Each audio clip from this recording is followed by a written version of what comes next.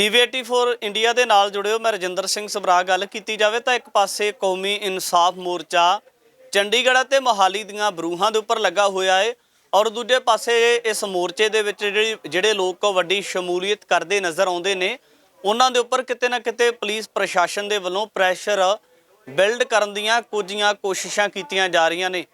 ਮੇਰੇ ਕਹਿਣ ਤੋਂ ਭਾਵ ਕਿ ਜਿਸ ਤਰੀਕੇ ਦੇ ਨਾਲ ਵਾਰਸ ਪੰਜਾਬ ਦੇ ਜਥੇਬੰਦੀ ਦੇ ਮੁਖੀ ਦੀ ਗੱਲ ਕੀਤੀ ਜਾਵੇ, ਭਾਈ ਹਰਨੇਕ ਸਿੰਘ ਫੌਜੀ ਨੂੰ ਪੁਲਿਸ ਦੇ ਵੱਲੋਂ ਅਰੈਸਟ ਕੀਤਾ ਜਾਂਦਾ ਹੈ ਤਾਂ ਉਸ ਤੋਂ ਬਾਅਦ ਵੱਖ-ਵੱਖ ਤਰੀਕਿਆਂ ਦੇ ਨਾਲ ਕਨਸੂਆਂ ਮਿਲਦੀਆਂ ਨੇ, CCTV ਫੁਟੇਜ ਵੀ ਸਾਹਮਣੇ ਆਉਂਦੀਆਂ ਨੇ। ਤਾਂ ਜਿਸ ਤੋਂ ਬਾਅਦ ਮੋਰਚੇ ਦੇ ਵੱਲੋਂ ਵੀ ਵੱਡਾ ਪ੍ਰੋਗਰਾਮ ਦੇਖ ਕੇ ਹਾਈਵੇ ਜਾਮ ਕਰਕੇ ਜਿਹੜਾ ਸੀ ਫੌਜੀ ਸਾਹਿਬ ਨੂੰ ਜੇਲ੍ਹ ਦੇ ਵਿੱਚੋਂ ਰਿਹਾ ਕਰਵਾਇਆ ਜਾਂਦਾ। ਤਾਂ ਫੌਜੀ ਸਾਹਿਬ ਇਸ ਮੋਰਚੇ ਦੇ ਵਿੱਚ ਪਹੁੰਚੇ ਨੇ, ਇਹਨਾਂ ਦੇ ਨਾਲ ਗੱਲਬਾਤ ਕਰ ਲੈਂਦੇ ਹਾਂ। ਪੂਰਾ ਕਾਰਨ ਕੀ ਸੀ, ਕਿਉਂ ਗ੍ਰਿਫਤਾਰ ਕੀਤਾ ਗਿਆ? ਸਭ ਤੋਂ ਪਹਿਲਾਂ ਸਵਾਗਤ ਹੈ ਜੀ।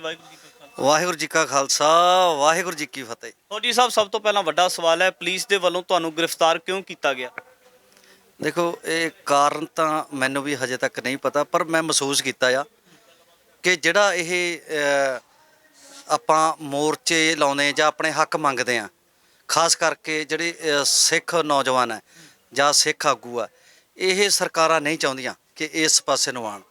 ਕਿਉਂ? ਇਹ ਜਿਹੜੇ ਇਹਨਾਂ ਨੇ ਐਲੀਗੇਸ਼ਨ ਲਾਣੇ ਆ, ਜਿਵੇਂ ਦੀਪ ਬਾਈ ਕਹਿੰਦਾ ਹੁੰਦਾ ਸੀਗਾ ਵੀ ਮੇਰਾ ਐਕਸੀਡੈਂਟ ਵੀ ਕਰਾ ਦੇਣਗੇ, ਮੈਨੂੰ ਕੁਛ ਪਲਾ ਵੀ ਦੇਣਗੇ, ਕੋਈ ਨਸ਼ੇੜੀ ਕਰਕੇ ਬਦਨਾਮ ਕਰ ਦੇਣਗੇ ਜਾਂ ਕੁਛ ਹੋਰ ਐਲੀਗੇਸ਼ਨ।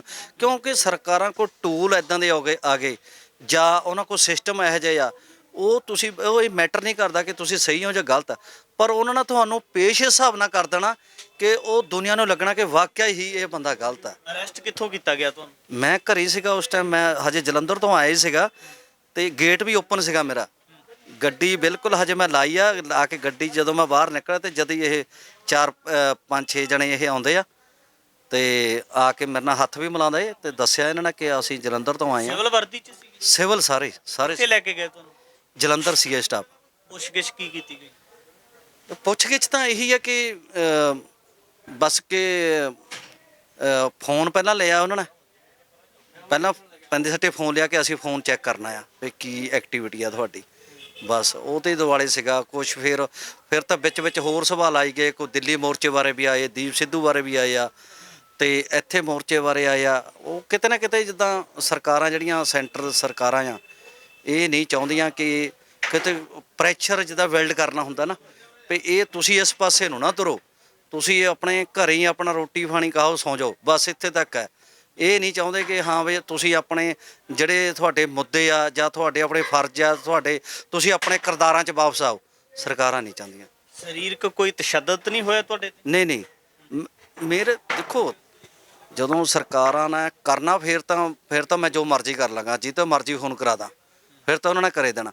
ਪਰ ਇੰਨੀ ਕੁ ਮਹਾਰਾਜ ਦੀ ਬਖਸ਼ਿਸ਼ ਹੈ, ਗੁਰੂ ਦੀ ਕਿਰਪਾ ਆ ਕਿ ਵੈਸੇ ਹੀ ਚਲੋ ਇੱਦਾਂ ਦੇ ਸਵਾਲ ਹੋਏ ਆ, ਕੋਈ ਇੱਦਾਂ ਦਾ ਕੋਈ ਫਿਜ਼ੀਕਲੀ ਟੌਰਚਰ ਨਹੀਂ ਕੀਤਾ। ਕਿਉਂ ਪਹਿਲਾਂ ਵੀ ਮੈਨੂੰ 25 ਜਨਵਰੀ ਨੂੰ CI ਸਟਾਫ ਨਵਾਂ ਸ਼ਹਿਰ ਲੈ ਕੇ ਜਾਂਦੇ ਆ, ਉੱਥੇ ਵੀ ਇਹਨਾਂ ਨੇ ਪੁੱਛਗਿੱਛ ਇਹੀ ਕੀਤੀ ਆ ਤੇ ਉਸ ਤੋਂ ਬਾਅਦ ਮੈਂ ਇਹਨਾਂ ਨਾਲ ਵੀ ਗੱਲ ਕਰਦਾ ਕਿ ਮੇਰੇ ਇਸ ਮੈਟਰ ਤੇ, ਕਿਉਂ ਜਿਹੜੇ ਨਵਾਂ ਸ਼ਹਿਰ ਆ, ਉਹ ਨਵਾਂ ਸ਼ਹਿਰ ਮੇਰਾ ਜ਼ਿਲ੍ਹਾ ਆ ਤੇ ਇਹ ਦੂਜੇ ਜ਼ਿਲ੍ਹੇ ਤੋਂ ਆਉਂਦੇ ਆ। ਫਿਰ ਮੈਂ ਇਹਨਾਂ ਨੂੰ ਕਿਹਾ ਕਿ ਇਹ ਤੁਸੀਂ ਸੈਂਟਰ ਦੇ ਥਰੂ ਹੈ ਜਾਂ ਕਿਵੇਂ ਆ? ਕਿਉਂ ਇੰਟੈਲੀਜੈਂਸੀਆਂ ਜਾਂ ਹੋਰ CIDਆਂ ਉਹ ਤਕਰੀਬਨ ਆਪਣੇ ਕੰਟੈਕਟ 'ਚ ਰਹਿੰਦੇ ਆ, ਉਹ ਬਸ ਇਹ ਫੋਨ ਕਰਦੇ ਆ ਕਿ ਜੀ ਕਿੰਨੀ ਕੁ ਗੈਦਰਿੰਗ ਹੋਊਗੀ, ਕੌਣ ਉੱਥੇ ਆ ਰਿਹਾ, ਕੀ ਪ੍ਰੋਗਰਾਮ ਹੈ ਤੁਹਾਡਾ, ਉਹ ਇੱਥੇ ਤੱਕ ਕਰਕੇ ਉਹ ਆਪਣਾ ਰਿਪੋਰਟ ਦੇ ਦਿੰਦੇ ਆ ਕਿ ਉਹਨਾਂ ਨੂੰ ਇਸ ਚੀਜ਼ ਨਹੀਂ। ਕਿਉਂ ਜਿਹੜਾ CI ਸਟਾਫ ਹੈ ਨਾ, ਇਹ ਉਸੇ ਬੰਦੇ ਨੂੰ ਚੁੱਕਦਾ ਜਿਹੜਾ ਕ੍ਰਿਮੀਨਲ ਹੈ ਜਾਂ ਕਿਸੇ ਨੇ ਕ੍ਰਾਈਮ ਕੀਤਾ। ਤੇ ਸਾਡੇ ਤਾਂ ਕੋਈ ਇੱਦਾਂ ਦਾ ਹੈ ਹੀ ਨਹੀਂ ਸੀ, ਨਾ ਮੇਰਾ ਕੋਈ ਕੇਸ ਹੈ, ਨਾ ਕੋਈ ਇੱਦਾਂ ਦਾ ਕੋਈ ਹੈ ਹੀ ਨਹੀਂ ਸੀ।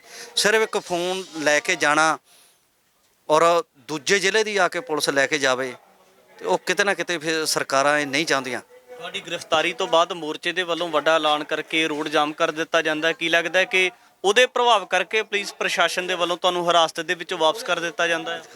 ਆ ਜਾਓ ਜੀ। ਨਹੀਂ, ਹਾਂ ਬਿਲਕੁਲ। ਇਹ ਕਿਉਂ ਮੈਨੂੰ 1:30 ਵਜੇ ਲੈ ਕੇ ਗਏ ਸੀਗੇ ਤੇ 6:30 ਵਜੇ ਮੈਨੂੰ ਉਹਨਾਂ ਨੇ ਛੱਡਿਆ। ਫਿਰ ਮੈਨੂੰ ਬਾਹਰ ਆ ਕੇ ਪਤਾ ਲੱਗਿਆ ਕਿ ਯਾਰ ਉੱਥੇ ਮੋਰਚੇ 'ਚ ਜਿਹੜੀ ਸੰਗਤ ਸੀਗੀ, ਉਹਨਾਂ ਨੇ ਕਾਫੀ ਇੱਥੇ ਪ੍ਰਸ਼ਾਸਨ 'ਤੇ ਦਬਾਅ ਪਾਇਆ, ਰੋਡ ਵੀ ਬੰਦ ਕੀਤਾ ਤੇ ਸੋਸ਼ਲ ਮੀਡੀਆ 'ਤੇ ਕਾਫੀ ਪੋਸਟਾਂ ਮੁੰਡਿਆਂ ਨਾਲ ਜਿਹੜੇ ਜਿਹੜੇ ਮੇਰੇ ਨਾਲ ਵਿਚਾਰ ਨਹੀਂ ਵੀ ਮਿਲਦੇ ਉਹਨਾਂ ਨੇ ਵੀ ਪੋਸਟਾਂ ਪਾਈਆਂ ਵੀ ਯਾਰ ਇਹ ਗਲਤ ਹੋਇਆ। ਹੋ ਸਕਦਾ ਇਹ ਦਵਾ 'ਚ ਆ ਕੇ ਹੀ ਮੈਨੂੰ ਉਹਨਾਂ ਨੇ ਛੱਡਿਆ। ਹਾਂਜੀ। ਹੋਰ ਕਿਹੜੇ ਲੋਕਾਂ ਵੱਲੋਂ ਤੁਹਾਡਾ ਸਮਰਥਨ ਕੀਤਾ ਜਾਂਦਾ? ਕੋਈ ਜਿਹੜੀ ਮੁੱਖ ਜਥੇਬੰਦੀ ਆਪਸ ਦੇ ਵਿੱਚ ਜੇ ਗੱਲ ਕੀਤੀ ਜਾਵੇ ਤਾਂ 2 ਜਥੇਬੰਦੀਆਂ ਵੀ ਬਣੀਆਂ ਹੋਈਆਂ। ਭਾਈ ਅੰਮ੍ਰਿਤਪਾਲ ਸਿੰਘ ਵੀ ਨੌਜਵਾਨਾਂ ਦੇ ਨਾਲ ਕਿਤੇ ਨਾ ਕਿਤੇ ਵੱਡਾ ਰਾਬਤਾ ਕਾਇਮ ਕਰਦੇ ਨੇ। ਤੁਸੀਂ ਵੀ ਆਪਣੇ ਲੈਵਲ ਦੇ ਨਾਲ ਜਿਹੜਾ ਨੌਜਵਾਨਾਂ ਦੇ ਵਿੱਚ ਵਿਚਰਦੇ ਹੋ, ਕਿਤੇ ਨਾ ਕਿਤੇ ਸਿੱਖੀ ਦਾ ਪ੍ਰਚਾਰ ਪ੍ਰਸਾਰ ਕਰਦੇ ਹੋ।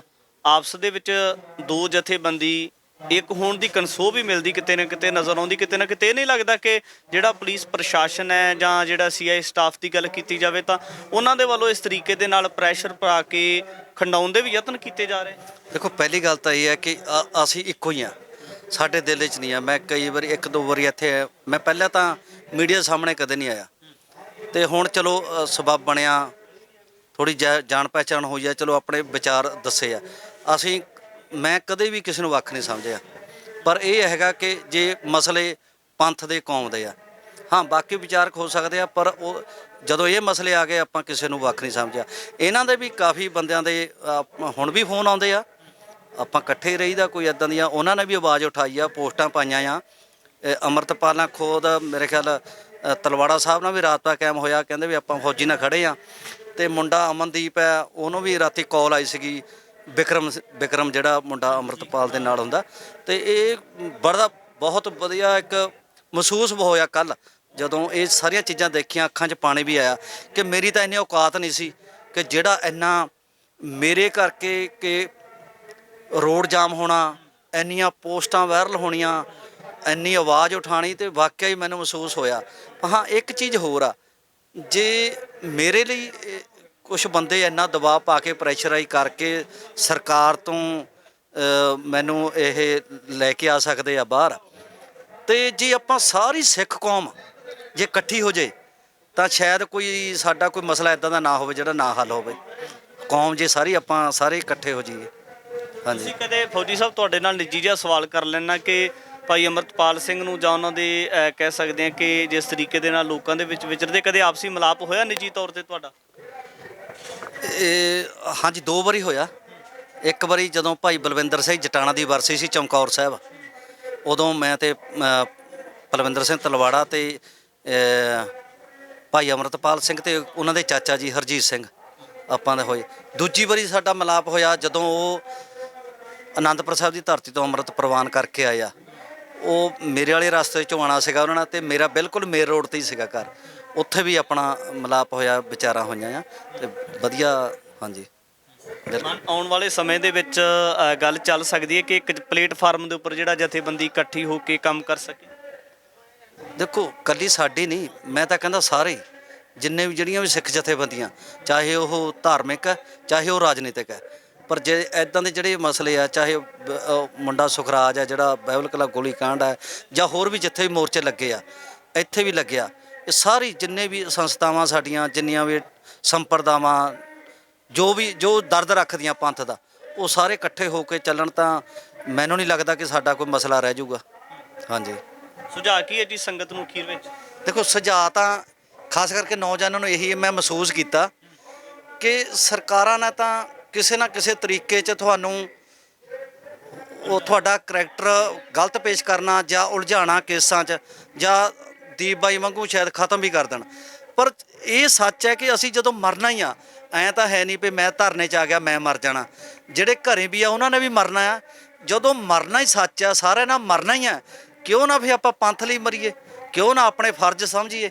ਮੈਂ ਇਹੀ ਬੇਨਤੀ ਕਰਨੀ ਆ ਵੀ ਜਿੰਨੇ ਵੀ ਇਹ ਨਾ ਰੱਖੋ ਵੀ ਅਸੀਂ ਯਾਰ ਮੋਰਚੇ 'ਚ ਜਾਣਾ ਉੱਥੇ ਤਾਂ ਗੜਬੜ ਹੋ ਜਾਣੀ ਆ, ਅਸੀਂ ਦਿੱਲੀ ਨਹੀਂ ਜਾਣਾ ਉੱਥੇ ਗੜਬੜ ਹੋ ਜਾਣੀ ਆ। ਜਦੋਂ ਮਰਨਾ ਹੀ ਹੈਗਾ ਸਾਰਿਆਂ ਨਾਲ, ਫਿਰ ਤਾਂ ਪੰਥ ਲਈ ਮਰੋ।